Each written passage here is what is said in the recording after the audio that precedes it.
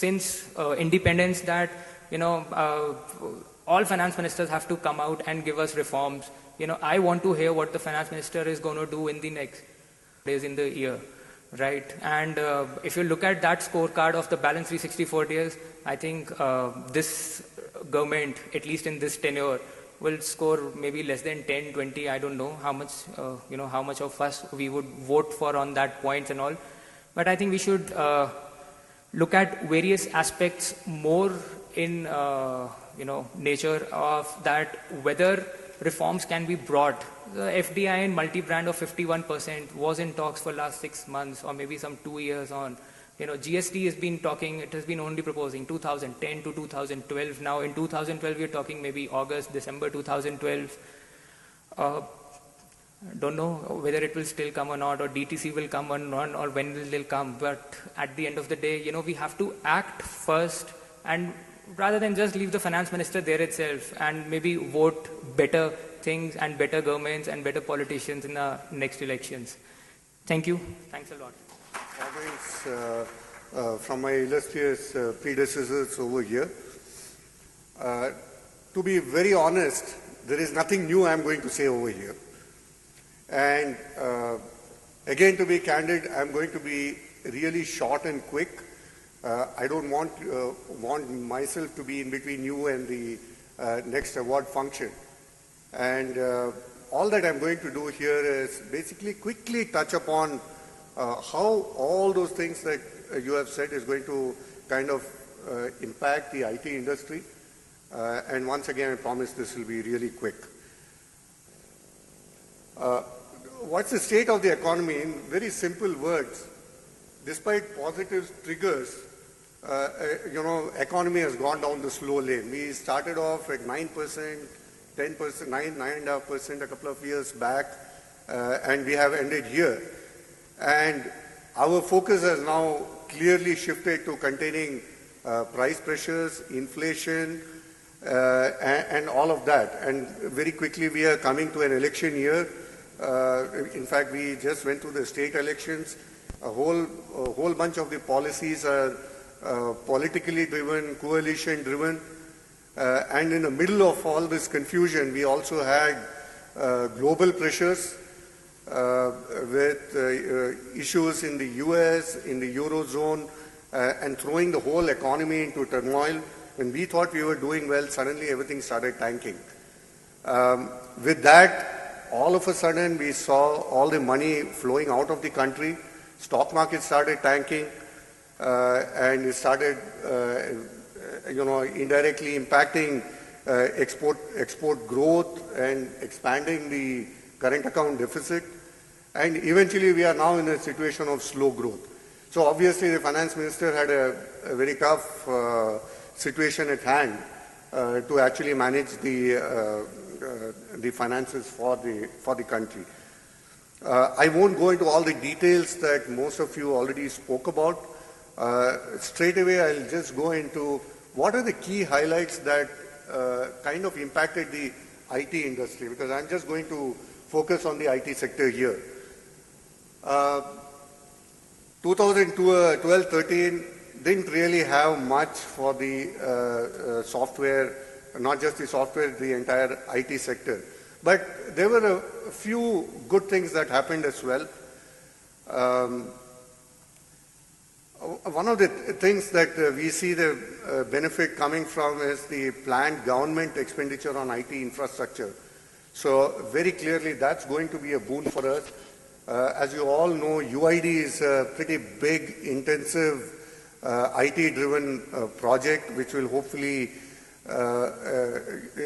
bring a lot of benefits to the common man, hopefully, that at least that's what they claim in terms of bringing transparency, in terms of moving funds, ensuring that the money actually reaches the people they are intended to. And UID is supposedly supposedly going to deliver all of that. There was a lot of controversy some time back around whether the Planning Commission would actually approve the expenditure or not. And again, the Defense Ministry and some of the other ministries were also at loggerheads on this particular issue. But looks like they have come to an understanding, and they're going to spend almost 14,000 crores on the UID project alone. This is a humongous investment on technology in the country. We really hope it's going to deliver what it promises. But there are a lot of skeptics in terms of even questioning the technology on which it is based. But that said, the IT industry is not crying. We are really happy because that basically means that more PCs, laptops, servers, and a whole bunch of services that will come along with it, is going to really benefit the IT industry. The other thing is also in the public procurement space, they are talking about transparency. Never mind the scams that we hear on an everyday basis. Whatever public procurement transparency they are going to bring about, the only way that can happen is by way of expanding investment in technology. So that is once again going to help the IT companies. Infrastructure investment, which is clearly going to be a growth driver for this year, that's again going to drive IT investments, because without that, very clearly, the infrastructure investment will kind of be incomplete without expenditure on IT. So we see a big opportunity over there. One good thing that we also saw this time around is the skill development, focus on skill development, something not really focused on in the previous budgets, but the National Skill Development Fund has been allocated about 1,000 crores, and it will train about 6.2 crore people at the end of 10 years. So obviously it's a long-term plan. It's not necessarily something that we are going to see today. But very clearly, many of us know that there are a ton of engineers that we are producing today in the country, ton of graduates. The question is how many of them are really employable? A lot of them are carrying degrees, but they are not really employable. And that's a big issue. And if that is the case with engineers and graduates, imagine what is the case with the rest of the youngsters that we see in the country. So I'm hoping at a much lower level we'll get to see some level of skill development, so that by the time they graduate, by the time they become engineers or whatever, we are going to see a better lot of people, better skilled, better ready, more ready for taking on bigger job, corporate jobs, etc. Again, institutional credit guarantee fund will definitely help further grow this skill development aspect that the government is aiming for.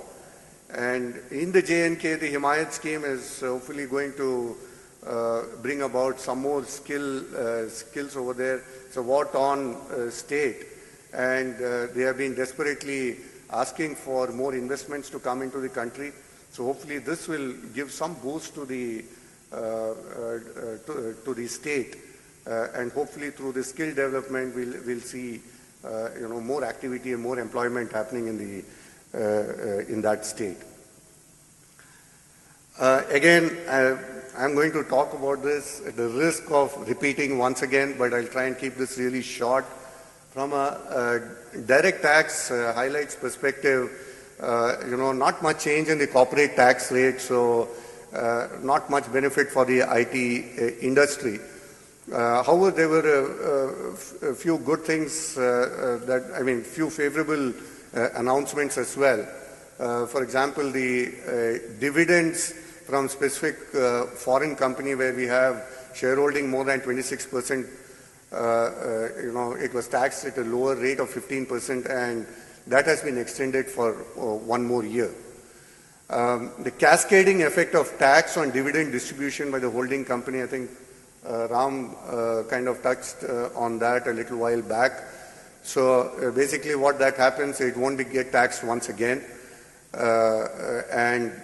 Basically when the subsidiary company issues those, grants those dividends to the holding company can take credit for that when they in turn give dividends to their holding companies or overseas companies.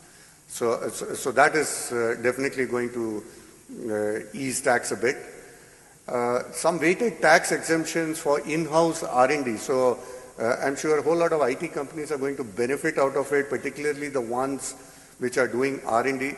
So they get a weighted tax benefit of 200% of their expenditure on R&D. So that will hopefully boost more R&D in the country, and we hope that the IT companies will definitely benefit out of that.